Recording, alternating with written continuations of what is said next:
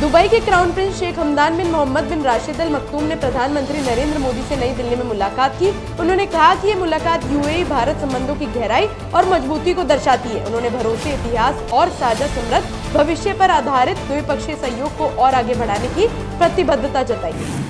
प्रधानमंत्री नरेंद्र मोदी ने मुद्रा योजना के लाभार्थियों से संवाद किया और उनके अनुभव सुने। एक लाभार्थी ने बताया कि अब उन्हें कारोबार के लिए लाइसेंस लेने में कोई परेशानी नहीं होती और वह बेकरी का सफल संचालन कर रही है। उनका मासिक टर्नओवर 2.5 से 3 लाख रुपए और 7 से 8 लोगों को रोजगार भी मिला है। कांग्रेस सांसद राहुल गांधी ने राष्ट्रपति द्रौपदी मुर्मू को पत्र लिखकर बंगाल में स्कूली शिक्षकों की नौकरी से निकाले जाने पर हस्तक्षेप की मांग की। उन्होंने कहा कि न्यायपालिका के फैसले से हजारों योग्य शिक्षक बेरोजगार हो गए। राहुल ने निष्पक्ष चयनित उम्मीदवारों को फिर से बहाल करने के लिए सरकार से कार्रवाई की अपील की। दिल्ली की मुख्यमंत्री रेखा गुप्ता ने झुग्गी बस्तियों में सड़कों और नालियों के निर्माण कार्य की शुरुआत की। उन्होंने कहा कि झुग्गी वासियों के अच्छे दिन अब शुरू हो चुके हैं और भाजपा सरकार उनकी चिंता करती है। गुप्ता ने भरोसा दिलाया कि दिल्ली सरकार उन्हें बेहतर सुविधाएं देने के लिए प्रतिबद्ध है। केंद्रीय मंत्री शिवराज सिंह चौहान ने खाद्य सुरक्षा और जलवायु परिवर्तन पर भारत इजराइल सहयोग को लेकर अहम चर्चा की। उन्होंने कहा कि मिलकर ऐसे बीज विकसित करने की दिशा में काम होगा जो बढ़ते तापमान में भी उत्पादन बढ़ा सके। उन्होंने बताया कि इस दिशा में एक MOU भी साइन किया गया है जो सिर्फ कागजी नहीं बल्कि भावनात्मक समझ का प्रतीक है। पटना में एक सार्वजनिक कार्यक्रम को संबोधित करते हुए आरजेडी नेता तेजस्वी यादव ने मौजूदा सरकार पर निशाना साधा। उन्होंने कहा कि लालू प्रसाद गरीबों को घर देने की व्यवस्था करते थे जबकि मौजूदा सरकार गरीबों के घर तोड़ रही है। तेजस्वी ने इसे सरकार की संवेदनहीनता करार दिया।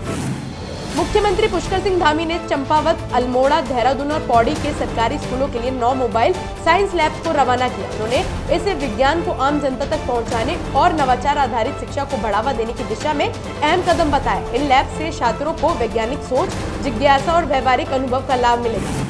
ओडिशा के मुख्यमंत्री मोहन चरण मांझी ने इन्वेस्टर्स मीट में कहा कि राज्य सरकार ने इंडियन ऑयल कॉर्पोरेशन लिमिटेड समेत कुल 13 परियोजनाओं के लिए समझौता ज्ञापन MOU पर हस्ताक्षर किए हैं। उन्होंने इसे ओडिशा को एक औद्योगिक हब बनाने की दिशा में एक बड़ी उपलब्धि बताया। इन समझौतों से राज्य में विकास और रोजगार के नए अवसर पैदा होंगे। हरियाणा के मुख्यमंत्री नायब सिंह सैनी ने बताया कि 14 अप्रैल को भारत रत्न डॉक्टर भीमराव अंबेडकर की जयंती पर प्रधानमंत्री नरेंद्र मोदी राज्य को 2 बड़ी परियोजनाएं समर्पित करेंगे। इसमें उद्घाटन और शिलान्यास कार्यक्रम होंगे। विकसित भारत की सोच के तहत हरियाणा में 800 मेगावाट की सुपर क्रिटिकल यूनिट की नींव रखी जाएगी।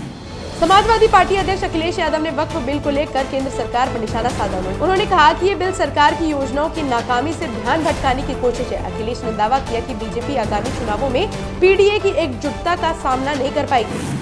मुख्यमंत्री मोहन यादव ने मंत्रालय में अंतर्राष्ट्रीय सहकारिता वर्ष 2025 की तैयारियों को लेकर राज्य स्तरीय शीर्ष समिति की बैठक की अध्यक्षता की। बैठक में आगामी रणनीतियों पर चर्चा हुई और अधिकारी को जरूरी दिशा निर्देश दिए गए। इस अवसर पर मंत्री प्रहलाद पटेल, गोविंद सिंह राजपूत और विश्वास सारंग भी मौजूद रहे।